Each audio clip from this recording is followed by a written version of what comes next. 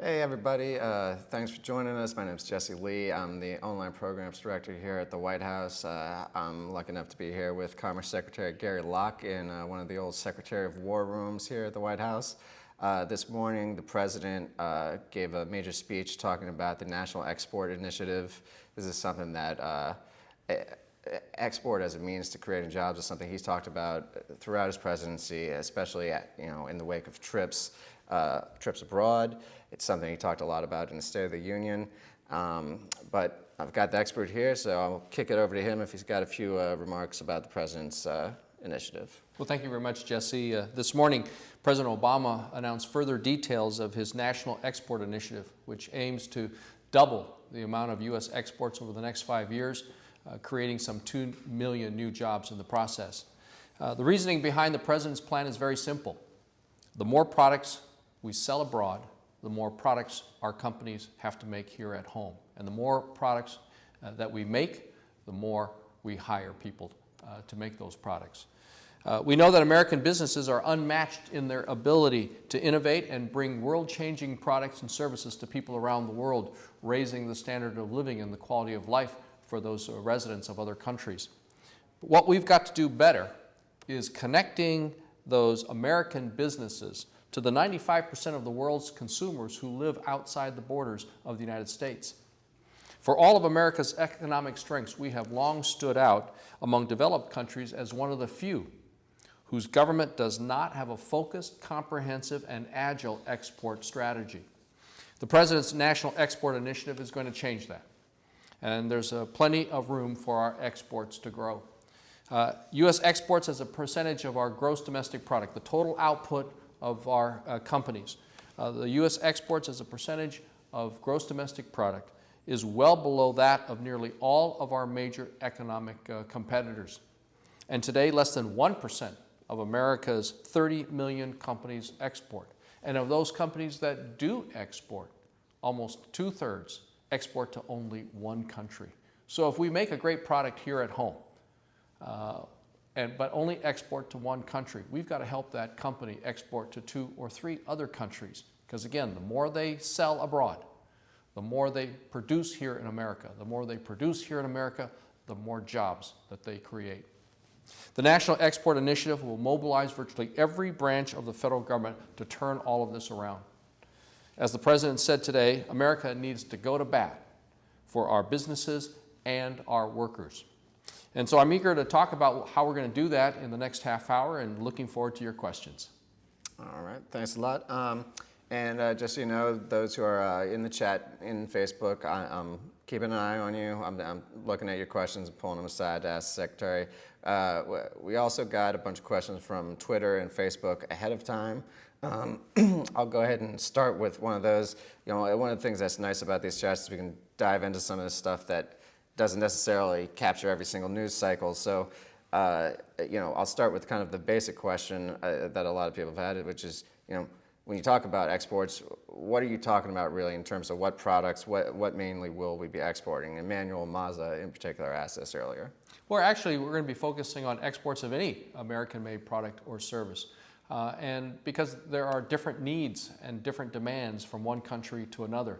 What I can say is that American products are highly valued and in great demand all around the world. We simply need to match up those American companies, especially the small and medium-sized companies who don't have a huge marketing department to help them find the customers and buyers for those American-made products and services. That's what we in the Department of Commerce excel at.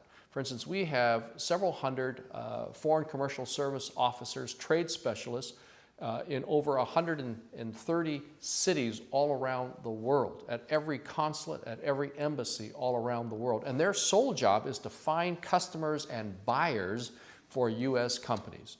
And it's almost like a speed dating, and there are various programs where, for instance, our people will actually look up potential customers, arrange for them to come to one location, and you as a company owner would go, let's say, to Budapest, Hungary, sit down in a room at the consulate, and we will bring, let's say, 8 or 9 of those potential buyers or customers to you every half hour on the half hour, and you conduct the interviews. We've had so many companies that tell us they have found customers, and a large percentage of their business comes from the contacts, the businesses that we at the Department of Commerce have been able to find for those American companies. But some parts of Asia might, different parts of the world have different demands and want different American products, whether it's clean energy, medical devices, cosmetics, even manufactured equipment. Great demand for our products and services all around the world. All right. Corey Peer just came in with a couple questions. I'll take one now and I'll get to another one later. He says, will there be tax cuts for small businesses that do business overseas? And that links, at least tangentially, to another question we got earlier from Malvina Gasco. Are there any plans to encourage small businesses in the high-tech sector in particular to export? For example, some small businesses are limited by the high cost of international patents, which is something necessary in the high-tech industry when exporting. Well, clearly, patent issues are something that our Department of Commerce also controls. So we have the Patent and Trademark Office is a bureau within the Department of Commerce, and we're really trying to make sure that we can actually expedite the processing of those patent applications. Right now, it takes almost 3 years, a little over 3 years to get a yes or no on a patent application. We want to get it down to 1 year because if you don't, patent pending is kind of like an uncertain title or ownership of your property, and it's very hard if you have, let's say, a home, you want to get a loan to remodel your house. If you can't really say that you own the house, how can you get a bank loan to remodel? Same thing with patent pending. So we've got to get that process down, and we need to help American companies get their products commercialized. So once you get the patent, we need to make sure that it's recognized in other countries, and if you can get a patent in the United States, it's easier to get a patent approved in another country. But the President does have tax incentives, proposals for tax incentives to help small and medium-sized companies purchase additional equipment, as well as tax incentives for hiring more people, and even raising the wages or the hours worked of those already employed by a company. Those are before the Congress right now. It's part of his initiative to create more jobs, accelerate the creation of jobs, as well as reward companies for moving some of their part-time workers or three-quarter-time employees to full employment. All right. A question that related to Corey's second question came from Alex Rose on Facebook earlier. And this is something comes up a lot in these kind of discussions, is before we worry about exports of products, maybe we can actually address the export of jobs, incentivize firms to keep the majority of their workforce here, higher tax breaks for U.S. firms that shift percentage of workforce overseas, clamp down on false royalty payment schemes U.S. firms use to shift profits overseas. And yeah, maybe you can just talk about that kind of general question, that general tension that you feel doing this stuff. Well, the President was very clear during his campaign that he wanted to make sure that there were not loopholes and incentives, tax incentives that encourage companies to move jobs overseas. And he has already called for the Congress, and he stated this in the State of the Union address, taking away some of those tax advantages for companies doing operations overseas that actually put other companies at a competitive disadvantage and lose jobs here. Also, he wants to crack down and close some of the tax loopholes that both individuals and companies might use in terms of tax shelters, offshore accounts, and things like that. So that is a high priority for the President. We've got to really make sure, and the President believes, that American workers are the most productive, the most efficient workers, and we need to make sure that they're operating on a level playing field. And the President believes that American workers, if given that level playing field, competing against the workers of other countries, win the game every single time. And that's why we have to make sure that there's a level playing field so that, for instance, countries don't discriminate against American-made products and services. And that other countries abide by strong environmental and labor laws and health and human safety laws, because otherwise we give the workers of other countries and give the companies of other countries an unfair advantage over American workers. All right, Sean Floyd just asked about this, and Trude Kyle asked about it earlier. When can we expect to overtrade with Cuba and export our agricultural products there and import some of theirs? Well, we actually do have some limited exports to Cuba, and the President wants to normalize relations or at least open trade more with Cuba, but it's got to be reciprocated with greater efforts and progress on democracy and human rights within Cuba. Okay, fair enough. One of the president's top initiatives has been the development of the clean energy economy. One question we got from Twitter from Darshanik was how to incentivize international commerce for renewables. And this has been something we hear about a lot is, this idea that some of these other countries have gotten out ahead of us in the renewable markets and everything. Is there anything we can do to kind of shift that to our advantage trade-wise? Well, the president already through the Recovery Act that was approved by the Congress a year ago has put billions of dollars into tax incentives for research and development of alternative energy, energy efficiency, clean energy, as well as things like batteries and wind turbine components. So we know that that's going to be the job creator of the future. And the president openly says that the country that leads in clean energy will lead the world economy. And we know that several other countries around the world have already moved forward on clean energy. And that's why we have to pass a comprehensive energy and climate bill so that the private sector knows whether or not U.S. policy, we simply need an energy policy so that companies and investors know what we favor. And so many companies that I've talked to are sitting on the sidelines, not in moving forward in terms of manufacturing or production in the clean energy field because they don't know what U.S. policy is. Should they go down and invest in path A or technology A if in fact U.S. energy policy 2 or 3 years or a year later or 6 months from now in fact favors technology C? China, for instance, right now is as a government investing almost $9 billion per month developing their clean energy, alternative energy, energy efficiency sector. They're doing it not just to meet their own energy needs. They're doing it to become the world supplier of clean energy for the rest of the world. And if we don't hurry up and pass an energy policy that the president has called for, in a couple of years we're going to say, how is it that Shanghai or even Berlin have become the next Silicon Valley of clean energy with all the jobs there instead of here in the United States? So we are promoting the export of clean energy technology and products. And there are many countries that are looking for those products, services, engineering, and ideas from the United States. This is where we can actually sell American-made goods and services around the world. Highly valued, in great demand, and clearly meeting one of the global challenges of the world. That's why in May I'll be leading a trade mission to China and to Indonesia promoting American clean energy sector. Okay.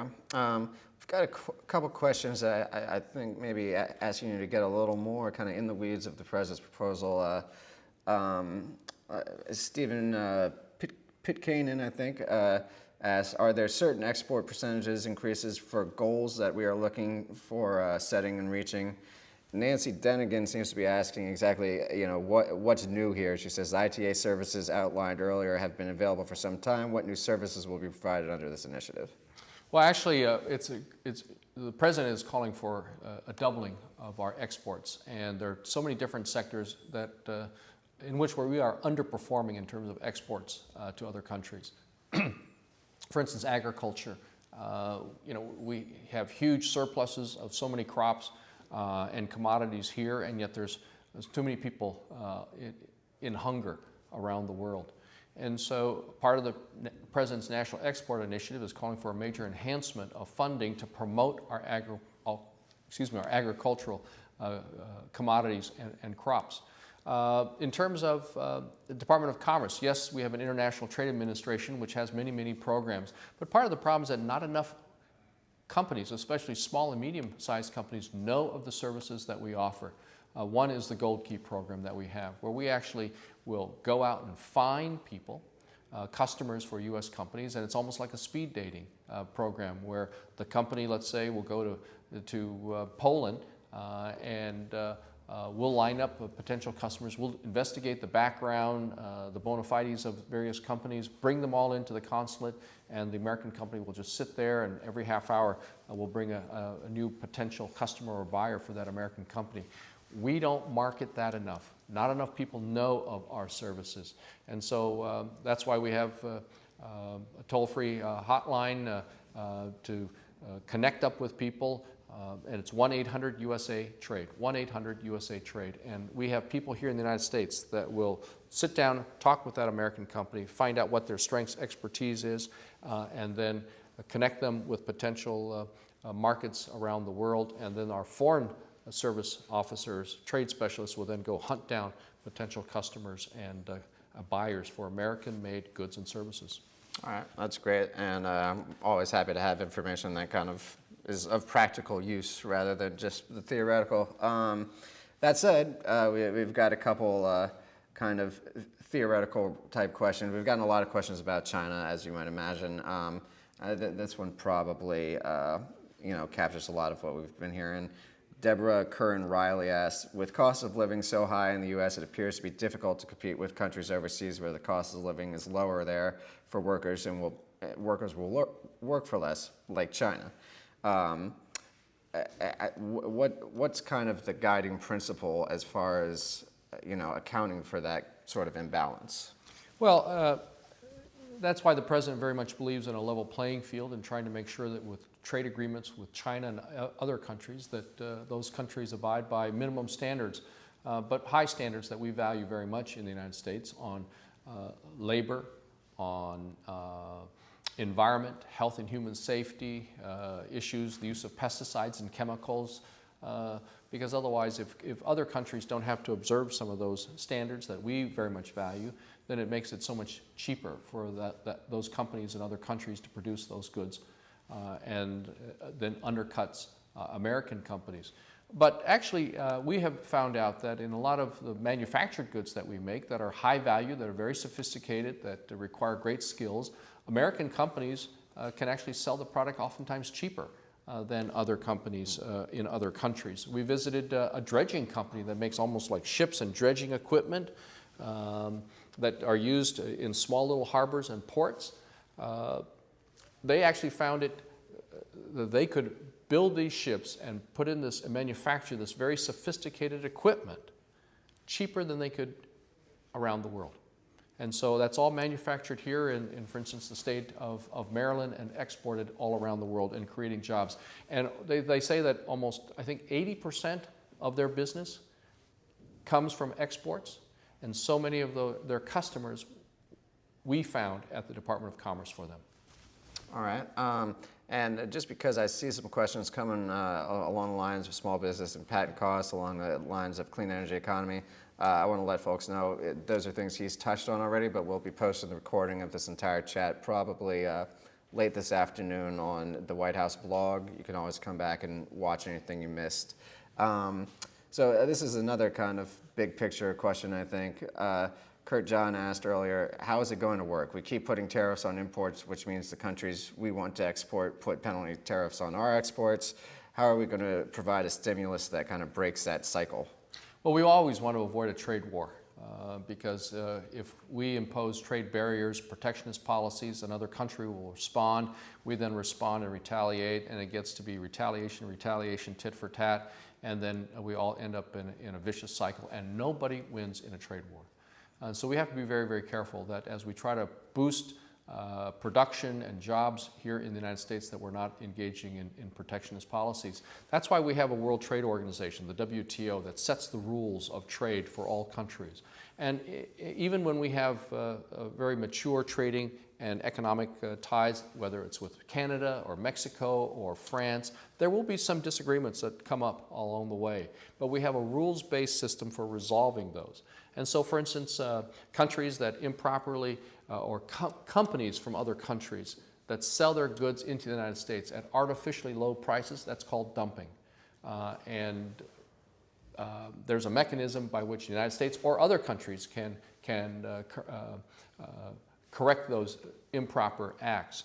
And so we've had, there have been a lot of cases filed by companies who complain about their competitors, foreign competitors, selling at artificially low prices. We investigate, we make findings, and if found to be true, we impose additional tariffs on those foreign products coming into the United States.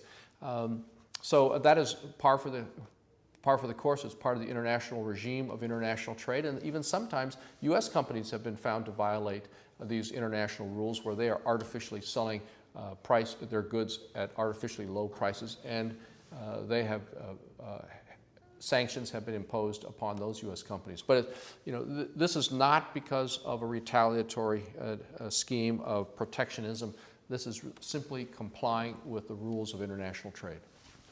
And I want to say that, for instance, the amount of these trade disputes and cases and adjudications really represent, for instance, in the case of China, less than 3% of all the value of the goods coming in from China. So we actually, there is not a huge, I wouldn't say, I think it would be unfair to say that the United States is really engaging in protectionism and slapping tariffs and duties on goods coming in from other countries, especially from China. Okay, I'm not sure this is exactly a question, but I know it relates to a bill the president just signed. Mike Mekki appears to be from Tunisia and cites the fact that their tourism has jumped dramatically and has helped their economy as, I guess he's just saying it's a good thing, but maybe you can talk about that and what the president's been doing on that front. Well, actually, tourism is considered international trade because when visitors from other countries come to the United States, it's bringing their dollars, their money into the United States the same way and benefiting our industries. So it's income to our United States companies from abroad, the same way that we would get income if we actually sold a product or a widget, manufactured good or medical device to someone in another country and getting payment for that. And so the president did just sign a new piece of legislation passed by the Congress a week ago. He signed it a week ago. It's the Travel Promotion Act, and it assesses a very small fee on foreign visitors applying for a visa coming to the United States.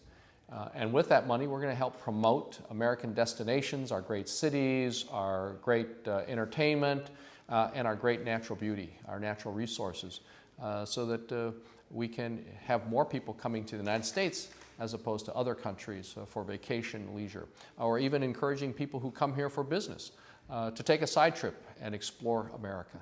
All right. That will create a lot of good paying jobs in America because we know that when people come, they stay in a hotel, supports hotel workers, restaurants, malls, resorts, all the way from taxi cab drivers to people who are making goods and helping those bed and breakfasts and the resorts and hotels and destinations all around the country. All right. Stephen Winiarzik, could have that pronunciation wrong, asks, why don't we block all imports coming from questionable labor practices? And maybe you can just talk in general about, how we weigh labor practices, human rights, even maybe environmental concerns in terms of how we open up trade. Well, that's why when we have these trade agreements, we try to, and the president is very insistent on high standards.